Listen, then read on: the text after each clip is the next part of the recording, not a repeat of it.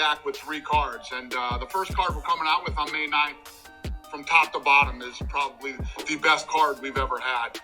The main event, Tony Ferguson versus Justin Gaethje, which is a ridiculous fight. The co-main event is Henry Cejudo versus Dominic Cruz. Ridiculous. Francis Ngannou versus Rosenstruik. Ridiculous. Jeremy Stevens and Calvin Kattar. Greg Hardy and DeCastro. Cowboy Cerrone and Anthony Pettis. Olenek versus Verdum. Carlos Esparza versus the Karate Hottie Michelle Watterson. Uriah Hall and Jacare Souza. Luque versus Price. Bryce Mitchell and Charles Rosa. Ryan Spann and Sam Alvey. Stupid card. 3.5 hours of fights on ESPN. The prelims are 3.5 hours on ESPN. Then we go to pay-per-view. What was it like locking down the venue this time? What was it like what? Locking down the venue. Locking down the venue? Yeah. Piece of cake. So testing before they travel, testing before they enter the arena, all that stuff? Listen, we're gonna have an overabundance of safety. We're always safe.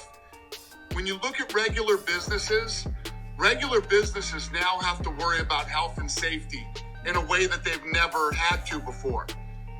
That's what we do every week for the last 20 years.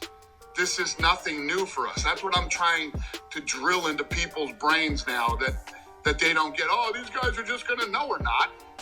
We're gonna spend the money. We're gonna spend what it costs. We have really smart people who've been working on this, and we're gonna spend whatever it costs to make sure that the fighters, their camps, the commission, the referees, our production people, and everybody is safe that's gonna go to this event.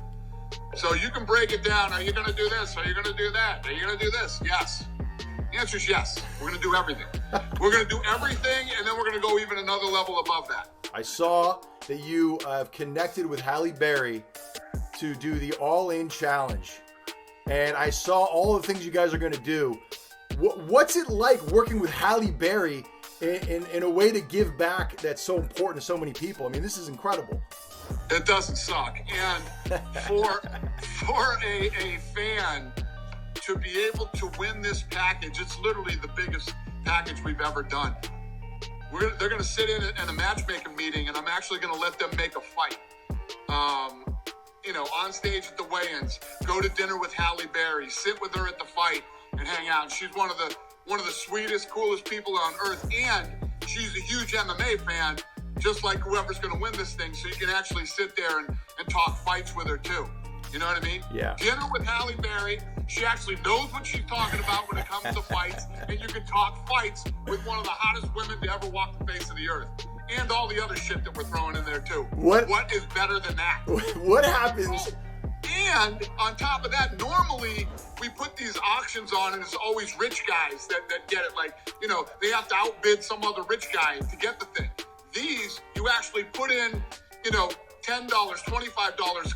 It gives you more entries to win, so anybody can actually win this thing. It's like, I think that's the first time we've ever had something like this with the UFC. So let's say somebody wins and they go into your matchmaking meeting and they say, Dana, I want to see Conor versus Khabib. I want to see Conor versus Nate Diaz. What do you do? I don't know. We'll see. There's a process to the matchmaking. What happens is, there's 4 of us, right? Sean Shelby, Mick Maynard, Hunter Campbell, and me. So it's not this I walk in and go, we're doing this, that, right. and the other thing. It's a process. Right. We argue, we fight. This ain't gonna happen. No, we can't do this, we can't do that. We all, it's a long, drawn-out process that goes on. He'll be part of the bickering and the fighting and the arguing, and we'll see where he comes out in the end and what he gets. Hey, can I ask you something about Henry Cejudo, because this clip resurfaced yesterday when Dominic was on my show last September, he was in Abu Dhabi. He dropped an incredible promo. He cut this amazing promo on Cejudo saying that they used to train together in Arizona, and like Cejudo's almost this test tube Olympic baby where he was coddled his whole life. He doesn't really know, and being champion, being a gold medalist, this all defines him. You know, he needs this sort of thing to feel important. Honestly, is that the Henry Cejudo that you know? Because you were on the same team as him, 2008, right? Was he just like was he a weird cat in 2008? Be honest with me. Let me tell you this right now about Henry Cejudo. I think where the whole cringe thing, right? People almost take him like not serious. That would be the biggest mistake you could ever make in your life. This is a kid that left Arizona as a 16-year-old kid to live in the Olympic Training Center and go through our training camps, Ariel. He would wrestle with the adults, with the senior team, and then go wrestle for his high school in the matches.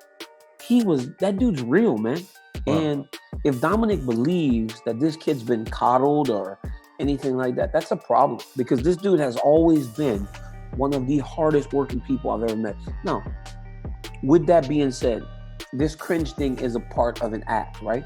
But imagine being a 15-year-old kid and you're uprooted from Arizona and put into the Olympic program, right?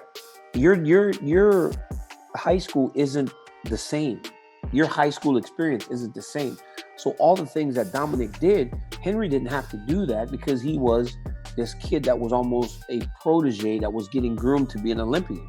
So of course that's going to come with some differences, right? So yeah, maybe the cringe thing is a little bit of an act, but that's part of who Henry is. He is a little bit different because his experiences are much different than everybody else, right? He was a protege. He was groomed to be this champion, and he's proven to be that champion at every step of the way, right? Olympic champion, UFC champion. He was that guy that was almost like that was almost his destiny. And so of course he's different. He didn't deal with everything that I dealt with, like as a high school kid. He wasn't. When he got out of high school, he went to the Olympic Training Center, not just some small room to practice wrestling like the rest of us did. So yeah, he's different. He's much different, but he isn't. It doesn't make him any less real. He's as dangerous as they come. And I mean, that's to me, from being a person that was in that environment with him, seeing that little boy with the freckles all over his face in there wrestling 25, 26-year-old men. But what do you feel like as a person just from the outside, right? Is that what it seems like for Henry? Like he was almost like coddled? Well, I don't know that. I mean, I wasn't there, right? So I can't really weigh in on this. But that's the thing, though. I'm asking, what does it seem like from the outside? Because that's what Dominic's actually talking about. Well, Dominic was there. No, Dominic's talking from the outside. Because if he's speaking to being coddled, all this stuff, he knows nothing about until Henry walked into Arizona. He doesn't know what Henry's journey entailed before he got to that gym in Arizona where they train together. I wanted to ask you about something, and I wanted to know if you can relate to this. I don't know if you saw this story, but mid to late last week, Robert Whittaker came out and spoke for the first time in a very long time, spoke to a local paper down under. And he said that the reason for his absence wasn't because he donated his bone marrow to his daughter or anything like that. He said he'd burnt out. He hit the wall. He was doing sprints on Christmas Day and just stopped and said, I can't do this anymore. I've been going too much. I lost my belt. I got right back on the treadmill and I just stopped. I hit the wall and I burnt out is the term that he used. And of course, this is a man who has talked about, dealing with depression and whatnot. And I really appreciate him taking the break. Even while there were all these rumors about him and whatnot, he didn't address them. He just came out when he was comfortable saying that I burnt out. As a high-level athlete who has been competing since he was a very young kid, first it was, to get to a good college, and then it was the Olympics, and then it was, fighting and whatnot. Do you sympathize with this? Have you ever experienced something like what Robert Whittaker spoke about? Yeah, all the time. I mean, I think it's always like that, where people are speaking about you. I think the hardest times for me, and I think this is what happened with Rob, it's right after you lose a fight, right? Because everybody's talking for you. Or anytime you lose something, everybody's talking for you. Everybody's trying to figure out what you're doing, where you're going next. So it's hard to sit away and not say anything. We're very in tune with what's going on. So even when, like, I've lost 3 times, and every time I lose, I try to take some time to myself to reevaluate, reassess everything, to try to change whatever went wrong to where it doesn't happen again. I'm still aware of what's going on around you. You know, when people start to question, you know, when you win, you know, they're calling you the greatest fighter of all time.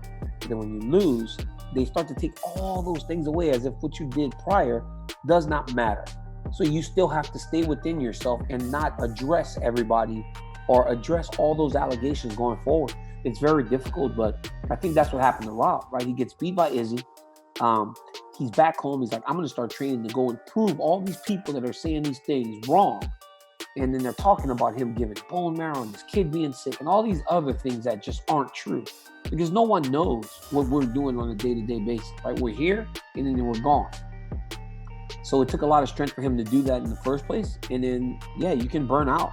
And it's not just physical burnout. I'm pretty sure Robert was burnt out mentally. I'm pretty sure he was burnt out physically.